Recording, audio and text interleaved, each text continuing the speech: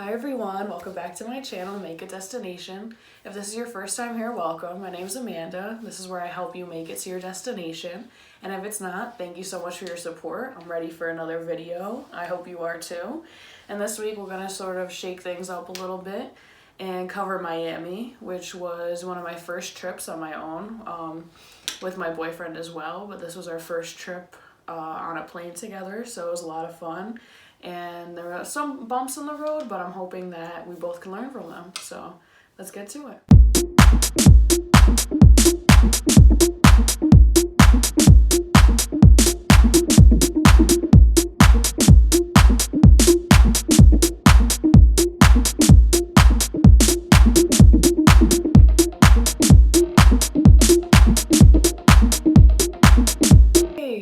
Okay, so I'm glad that you've tuned into another video.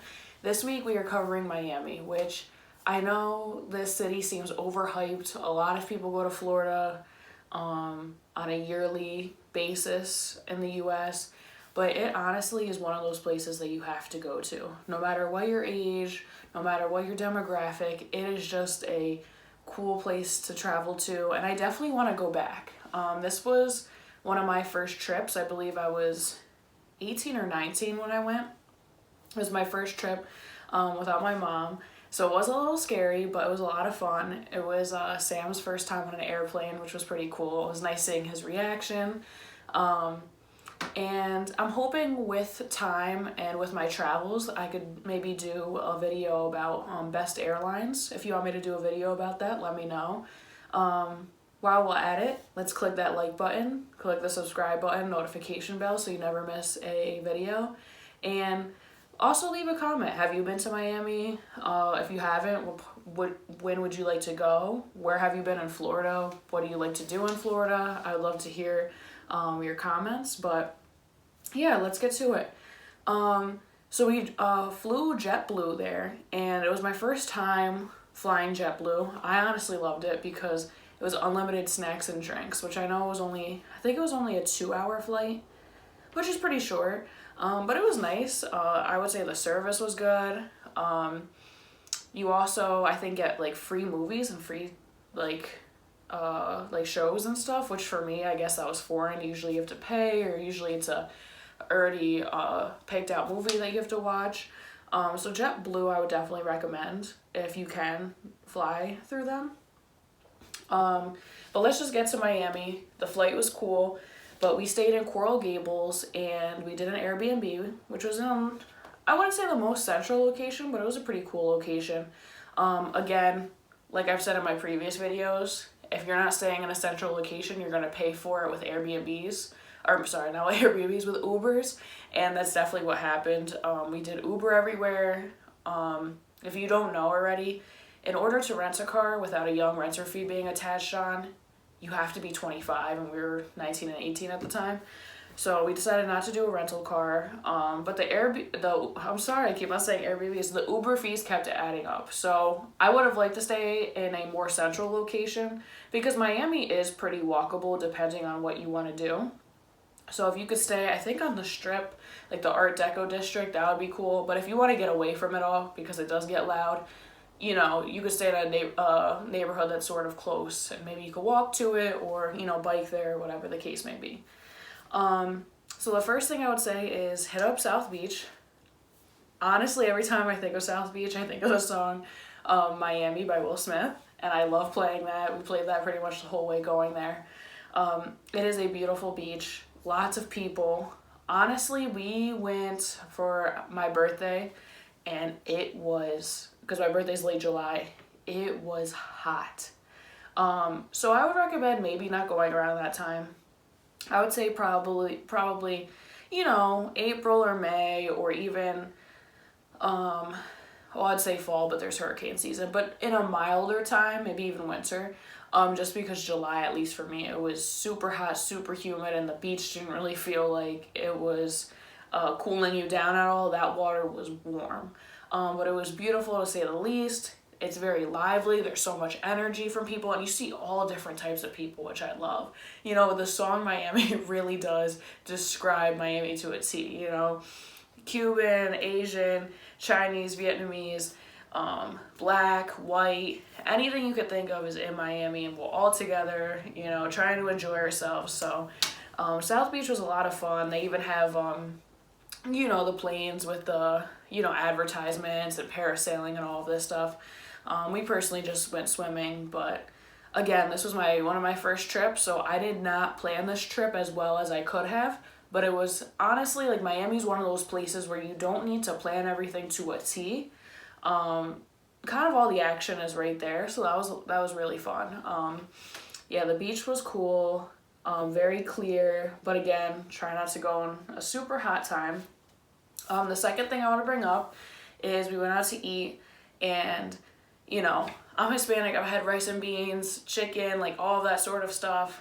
And Sam at the time, this was earlier when we were dating, he hated beans. Now, I'm not sure how you mean, but like, you know, the beans that probably he had probably weren't like super seasoned or whatnot. They're different, right? Like when you have bean salad or like baked barbecue beans, those are different than Spanish beans. So I would definitely recommend Larios on the beach. It's Gloria and Emilio Estevan's restaurant. So it's this Cuban place, delicious food. Again, we are not 21, so we didn't get anything to drink, but I want to go back and have the drinks. The decor is beautiful. It's literally right on South Beach. It's white and blue. That's the kind of the decor, and it's very like classy, like Miami chic. That's like a good way of putting it. Apparently, I went on the website just to see how they were doing. They're closed until further notice, unfortunately, due to the whole situation. But I'm hoping maybe by summertime they'll be open. But if you're going to get Cuban food right on the beach, Larios on the beach, that is where you have to go. He, I believe, got steak, like Cuban-style steak, and he finally tried the beans, and he loved them. He was like, oh, these are good. I've never had beans like this. I'm like, yeah, this is how Spanish people make beans, you know, salt, pepper, cumin, paprika, adobo, you know, we try to season that up. So he loved them. And that was just a cool thing that connected us, right? Because sometimes I feel like in upstate New York, finding Spanish culture is sometimes lacking. So going to Miami and kind of like showing him that was really cool. So if you're looking for a good place to eat, Larios is the place to go. The third thing I'm going to say that we did, and that I would recommend you do, is, this is outside of Miami, but go to Key West. This was sort of a spontaneous, let's just go sort of idea, but honestly, we're glad we did it. I think on the Strip they sell like bus tours, and we went, and somebody was like, hey, you could go to Key West. Obviously make sure they're like valid and look up reviews and such. But yeah, it was a bus tour. I was like, you know what, might as well. I personally haven't been to Key West. Let's go. So I believe it was the next day, and you go to a hotel, meet there, they pick you up at 8 or 9, and I believe it's maybe a 3 or 4 hour drive, probably longer, I think, to Key West, but it is a beautiful drive. You are literally on like these bridges above the water, and it's just you in the water pretty much. It's just a very scenic drive, beautiful, very calming. It did feel very long, but they stopped halfway to get lunch somewhere, and I believe it was called Evelyn's like seafood restaurant or something like that. That was really good too. I'm iffy about seafood. I don't know why. It's just never really been my thing, but it was really good there. Then you go to Key West, and they give you a few hours to do whatever, and then you have to be back at a certain time. So we walked around. I believe, this is gonna bother me. There's an author who has his house there. I'll probably put it in like a title screen here because I'll look it up after. Whose house is there? So we went to his house, and then we just walked around. There's such a lively vibe in Key West. It's, you know, kind of like Miami a little bit on steroids since it is on an island. We went swimming there. It was beautiful again, like clear blue water. Again, it wasn't super refreshing because it was an extremely hot time, but it was a lot of fun. Oh, make sure, again, like, I don't think Sam got too sunburned, but make sure you are quenching. Make sure you're getting a lot of water. Make sure, this is the trip where we learned that a beach umbrella is extremely important. That sun just beats down on you. Make sure you have good quality sunscreen and that you reapply. You know, I know some people are like, ooh, okay, let me go in, and then once it's on, that's it. No. When you go in the water and come back out, dry yourself off, reapply. honestly, leave a comment in the description if you know of like a bag, like, because the thing that I always find trouble with is that when I'm traveling and the beach isn't like near our hotel or it isn't super close, is lugging all that stuff, right? If you do like an umbrella, sunscreen, water, snacks, kind of a nice book bag that could carry it all. So if you know one, leave one in the comments. But, you know, just do that because that sun beats down on you. But it was fun swimming there. We actually got a few cigars, little baby cigars, because we were 18 and you could have cigars, so that was kind of cool to, you know, puff those a little bit. And then we made it to the bus with like this much time. We were literally running because if you're not there in time, they will leave you there. They do roll call, but you have to be there right on time. But yeah, that was a cool trip. And then the drive back, it was really pretty, and they tell you about Miami and, you know, how it was founded and how it's one of the most diverse cities in the US. It's a really all-around great tour, and it takes you away from Miami a little bit, but it is worth doing. You see a little bit of the Everglades.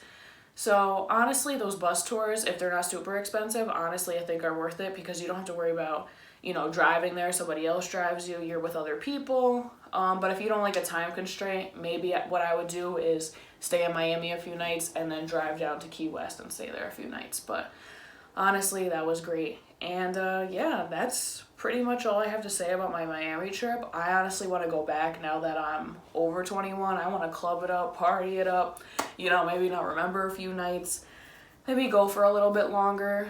But I know it's one of those overhyped places to go, but it is a lot of fun, honestly. There's just a diverse range of food places. That's the other thing I want to explore, like cool foodie spots. Like we went to Ladio's and we went to Evelyn's, like seafood restaurant. But I think now that I'm older, and now that I've learned so much more from traveling, I would really want to see and experience some cool foodie spots and try some good drinks. You know, when it's hot, you want a pina colada, you want a, you know, Miami Vice, even the cool mixed drinks they make.